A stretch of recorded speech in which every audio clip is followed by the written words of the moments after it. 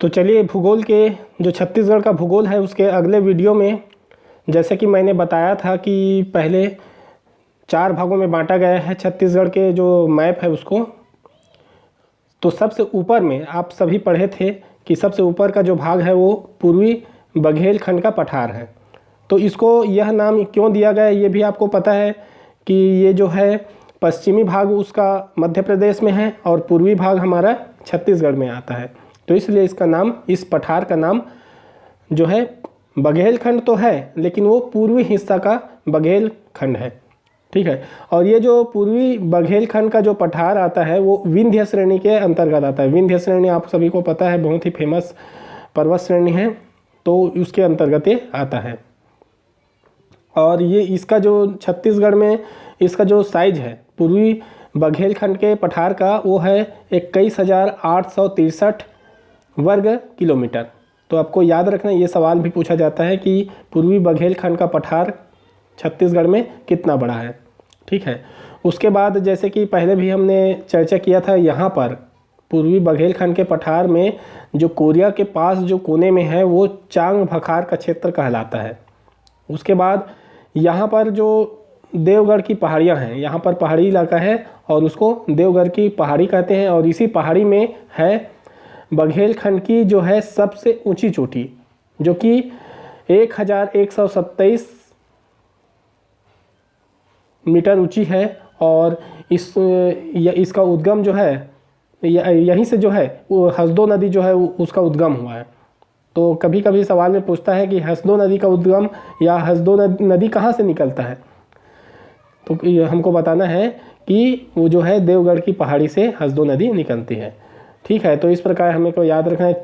मैंने यहाँ पर और भी बहुत से छोटे मोटे बातें हैं पर उसको मैंने यहाँ पर नहीं बताया। क्यों? क्योंकि यदि मैं हर बात को बताऊँगा तो बुक और इसमें कोई अंतर नहीं रहेगा। तो हमको वही चीज़ें पढ़ना है जो सवाल में प्रायः पूछा जाता है और जो बहुत ज़्यादा इम्पोर्टेंट है। अदरवाइज़ हमारे पास कई बुक्स हैं जिसमें एक एक चीज़ डिटेल से दिया गया है।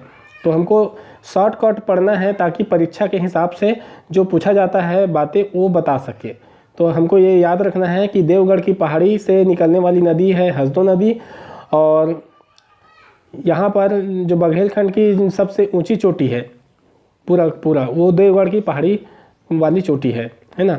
तो ये भी बात याद रखना है। इससे ज़्यादा बघेलखंड के जो पठार है पूर्वी भाग का, उसमें देवगढ़ की पहाड़ी से ज़्यादा ऊंचा कोई भी चोटी नहीं है। ठीक है। अब उसके नीचे में है सरगुजा बेसिन। तो ये वाला इलाका जो है सरगुजा बेसिन कहलाता है। यहाँ पर याद रखना है हमको रामगढ़ की पहाड़ी है। रामगढ़ की पहाड़ी बहुत ही इम्पोर्टेंट जगह है क्योंकि यहाँ पर जो है हम पढ़ेंगे बाद में, इसको डिटेल से पढ़ेंगे रामगढ़ की पहाड़ी के बारे में। इसका कहानी है जो रामायण से के समय से संबंधित है ना। और ये इसलिए इसका नाम रामगढ़ लिखा है। और इसमें जो कालिदास है, कालिदास से संबंधित भी यहाँ पर कहानी है। देवदूत की जो रचना हुआ था यहाँ पर हुआ था। देवदूत को क्या कहानी है, क्या उसमें लिखा है, उसके बारे में मैंने जो संस्कृति वाला भाग है वो वाला वीडियो में बताया है। ठीक है। तो हमको सिर्फ इतना याद रखना कि सरगुजा बेसिन के जो क्षेत्र है वहाँ पर रामगढ़ की पहाड़ी है, उसके नीचे में है हसदो रामपुर का बेसिन। तो यहाँ पर और कोई ज़्यादा इम्पोर्टेंट बात नहीं है पूर्वी बघेलखंड का पठार में। यदि भूगोल के नज़रिए से देखें तो भूगोल के नज़रिए से बस जितना मैंने अभी बताया उतना ही काफ़ी है। इतना यदि हम याद रख लिए तो कोई भी पेपर में जो क्वेश्चन आता है उसको बना लेंगे। इसमें हम संस्कृति या पर्यटन के नज़रिए से बाद में और देखेंगे, बहुत सारी चीज़ें हैं इसमें।